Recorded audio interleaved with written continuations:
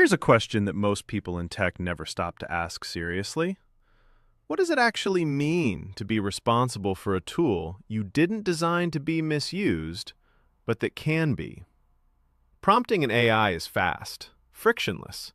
You type a few sentences and the system generates an essay, a voice narration, a convincing news article, a realistic script supposedly from a real person, a video statement attributed to someone who never said it. None of those capabilities are inherently dangerous. All of them have genuine, valuable, legitimate uses. Content creation, education, accessibility, translation, simulation, training scenario generation. But every single one of them can also be pointed in a harmful direction. With the same prompt structure, the same model, the same level of skill, the only thing that changes is the intent. This is what people mean when they call AI a dual-use technology. Not that it has two modes, a helpful mode and an evil mode, but that the same capability that lets you build something valuable is the exact same capability that lets someone else build something harmful. And this is where the ethics get personal. Not AI companies should be regulated, though that conversation matters too, but specifically, what are you responsible for? What do you enable when you build with these tools? Where does your responsibility begin and end? This lesson is about understanding the real misuse landscape, the specific threats that prompting expertise enables, and then building a professional code of ethics that you actually use, not just endorse in theory. Let's start with the most visible, most rapidly evolving, and most consequentially misusable frontier: synthetic media. Let's be clear about what we're talking about here. Deepfakes are synthetically generated media, video, audio, image, that appear to show real people doing or saying things they never actually did or said. And the technology behind them is no longer exotic or expensive or restricted to state actors with massive compute budgets.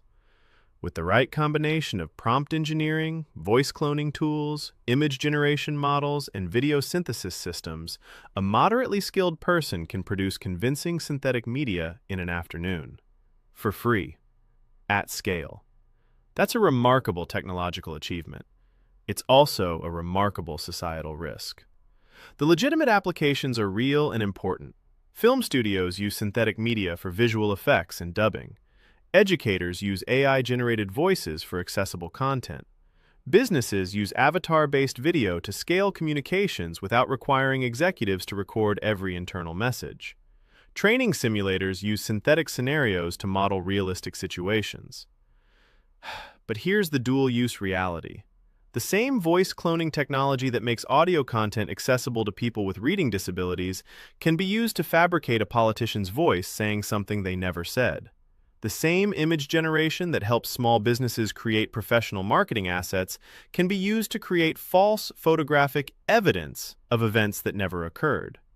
The same video synthesis that makes film production more efficient can be used to manufacture consent, to make it appear that a private individual consented to something they never agreed to. The consent dimension is particularly serious. When synthetic media can realistically simulate a person's voice, likeness, or presence without their knowledge or agreement, it violates something fundamental about personal identity and autonomy. You can be made to appear to say, endorse, or participate in things you never did. As a prompt engineer building with these capabilities, the questions you need to ask are specific. Does this application require the real or simulated likeness of a person? If so, do you have their informed, documented consent? Is it clear to any audience that what they're seeing is synthetic? And if the answer to any of those is no, or maybe, or I haven't thought about it, that's your signal to stop and design the ethical layer before continuing. The critical shift in your thinking has to be this: you're not just responsible for what your prompt produces. You're responsible for what that production can be used for, and whether the person whose voice, face, or identity is implicated ever agreed to it. These aren't hypothetical edge cases. They are happening now at scale, across political contexts, in workplaces, in personal relationships.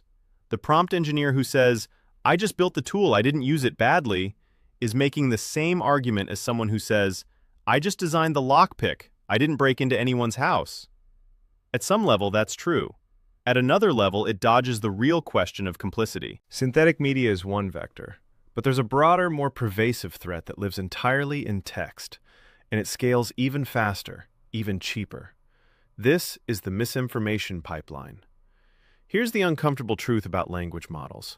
They are extraordinarily good at generating content that reads as credible, authoritative, and real, even when it isn't.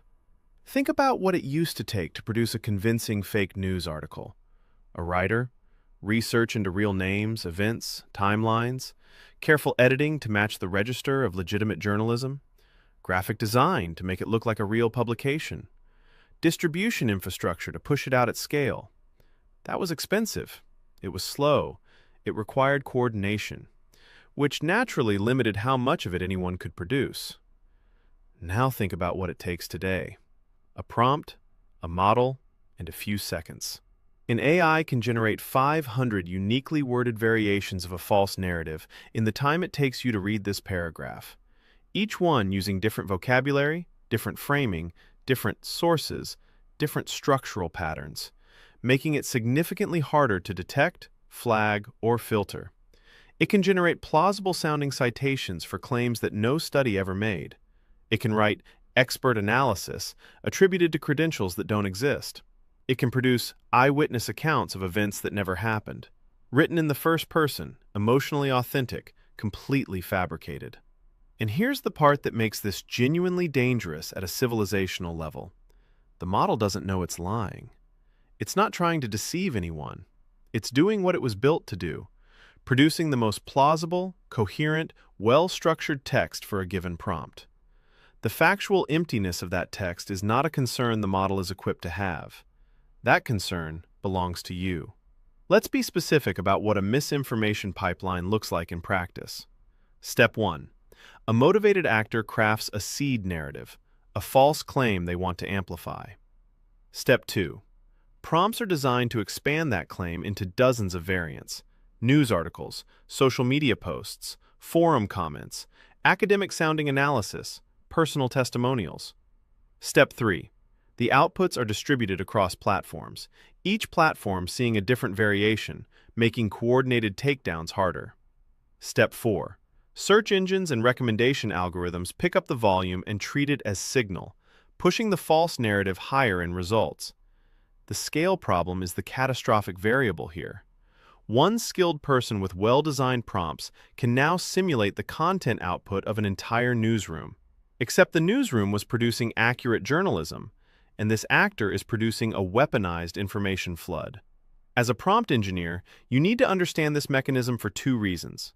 First, so you can recognize when the systems or tools you're helping build could be weaponized this way, and build guardrails against it. And second, so you can understand what high-stakes content generation actually means and treat it with the gravity it deserves. If you're building anything that generates persuasive text, automated content, or factual-sounding claims at scale, you are building infrastructure that could be used as a misinformation pipeline. Full stop. That doesn't mean you shouldn't build it, but it means you need to think hard about what guardrails, audits, and human oversight mechanisms are part of the design, not added as an afterthought if something goes wrong. So we've talked about AI creating false facts, fabricated events, fabricated evidence, fabricated voices, but there's a third threat that's subtler and in some ways more pervasive. Not fabricating facts, but using real facts to manipulate how people think and feel. This is the persuasion problem.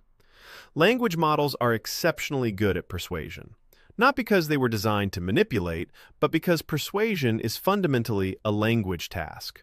Choosing the right framing, finding the emotional register that resonates with a specific audience, knowing when to appeal to logic, when to appeal to fear, when to appeal to identity, when to appeal to belonging. Skilled copywriters, political speech writers, and negotiators have spent careers mastering these techniques, and a well-prompted language model can execute at that level, on demand, for any topic, for any target audience. That's not a bug. In legitimate contexts, marketing, advocacy, education, public health communications, persuasive writing is valuable and ethical. The question isn't whether AI should be able to write persuasively, it's about consent. Specifically, whether the person on the receiving end knows they're being persuaded, who's behind the message, and whether an AI produced it. Here's where it breaks down. Imagine receiving a personalized message that seems perfectly attuned to your specific values, concerns, and fears. The language feels like it was written for you specifically. The emotional resonance is precise. The call to action feels natural. You have no idea that it was generated by a model prompted with your public social media profile, your inferred political affiliation, your browsing history obtained from data brokers, and a directive to maximize engagement. That's not science fiction. That's a description of how micro-targeted AI persuasion already works today, in political advertising, in certain commercial contexts, in some social media recommendation systems. The consent problem here is layered. The person never consented to being profiled. They never consented to being targeted with algorithmically optimized persuasive content. They don't know an AI wrote it, and they likely don't know the entity behind it wants something specific from them that may not align with their actual interests. This is the distinction that matters. There's a difference between persuasive content, which is legal and often valuable, and manipulative content, which uses AI's precision to circumvent rational decision-making. The difference lives in transparency and consent. For prompt engineers, the practical ethical test is this. Would the recipient of this content change their behavior or decision if they knew it was AI-generated and optimized for a specific goal? If yes, there's an obligation to disclose. This isn't abstract philosophy. Some jurisdictions are already legislating AI disclosure requirements for political communications. Others are extending advertising standards to AI-generated commercial content. The regulatory momentum is toward transparency, which means building disclosure into your work now isn't just ethical, it's forward-compatible with where the legal landscape is moving. The most important takeaway here isn't a rule. It's a habit of mind. Every time you build something that generates persuasive content, ask who receives it, whether they know an AI made it, and whether that knowledge would change their relationship to the message. That mental check is the difference between building a legitimate communication tool and building a manipulation engine. Let's step back and look at the full picture we've just built. AI is a dual-use technology. The same capabilities that make it genuinely powerful for beneficial applications can be redirected, sometimes trivially, toward harm. Deepfakes can replicate consent that was never given. Misinformation pipelines can simulate the output of a newsroom to flood the information ecosystem with false narratives at unprecedented scale. Persuasive AI content can be precision-targeted to manipulate decision-making without the knowledge or agreement of the people it targets. And here's what makes this the prompt engineer's problem specifically. You're not a passive user of these tools. You're someone who understands how they work at a structural level. You know how to craft the prompts that make them perform. You know which capabilities are available and how to unlock them. That expertise creates a corresponding responsibility. The analogy that keeps coming up in AI ethics circles is medicine. A doctor has privileged access to knowledge and tools that could heal or harm. Society grants that access in exchange for a commitment to a professional code that prioritizes the patient's well-being. The code isn't a bureaucratic formality. It's the social contract that justifies the privilege. Prompt engineering isn't medicine, but the structure of the argument holds. The deeper your expertise with these systems, the more clearly the responsibility for how they're used falls on people with your capabilities. Your code of ethics isn't about limiting what you build. It's about being the kind of professional whose work you can stand behind. Someone who thinks through second-order consequences. Who asks, what could this be used for? Alongside,